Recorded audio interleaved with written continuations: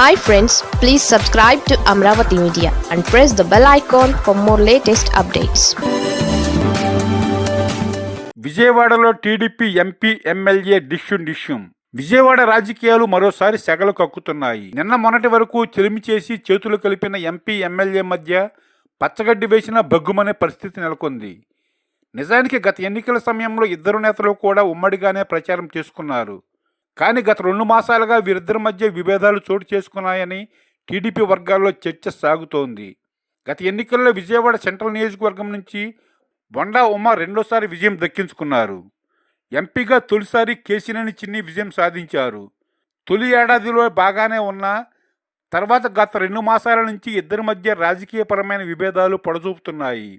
MP protocol పాటించడం లేదని, తనను పిలవడం లేదని, తన నియోజకవర్గంలో ఆయన అనుచరులు చక్రం తిప్పుతున్నారని ఎమ్మెల్యే వర్గం ఆరోపిస్తోంది. అయితే ఎంపీ అనుచరులు, ఆయన తరపు నాయకుల వాదన వేరేగా ఉంది.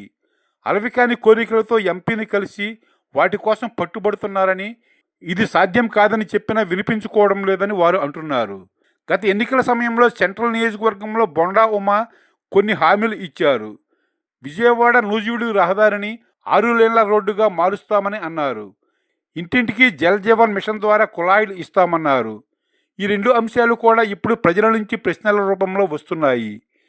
అయితే ఎంపీ సాయం కోసం ఆయన ఎదురు చూస్తున్నారు. కానీ ఈ 2 తన చేతిలో లేవని, వాటికి నిధులు తెచ్చి ఇచ్చే బాధ్యత తనది కాదని ఎంపీ చెబుతున్నట్లుగా సమాచారం. దీనికి తోడు ఎంపీ అనుచరులు సెంట్రల్లో చేసే కార్యక్రమాలకు ఎమ్మెల్యే వర్గం నుంచి ఎవరిని పిలవడం లేదు. ఇటీవల ప్రభుత్వం చేపట్టిన సుపరిపాలనలో తొలి అడుగు కార్యక్రమాన్ని ఎమ్మెల్యే లేకుండా ఎంపీ అనుచరుడు ఒకరు సెంట్రల్లో చేపట్టారు. అదేమంటే మీరు ఎలాగూ రావడం లేదు, పార్టీ అధినేత ఆదేశాలతో చేశామని బదులిచ్చారు. ఈ పరిణామాలతో ఎమ్మెల్యే వర్గం ఎంపీ వర్గంపై కస్సుబుస్సులాడుతోంది. మా నియోజకవర్గంలో మీ పెత్తనం ఎందుకని ఎమ్మెల్యే నుంచి ఎంపీ వర్గానికి సమాచారం చేరింది. కానీ ఎంపీ వర్గం గత ఎన్నికల్లో తాము ప్రచారం చేసిన విషయాన్ని గుర్తు చేస్తున్నారు.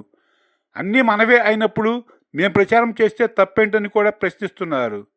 ఈ పరిణామాలతో ఇరు వర్గాల మధ్య విభేదాలు తారాస్థాయికి చేరాయి.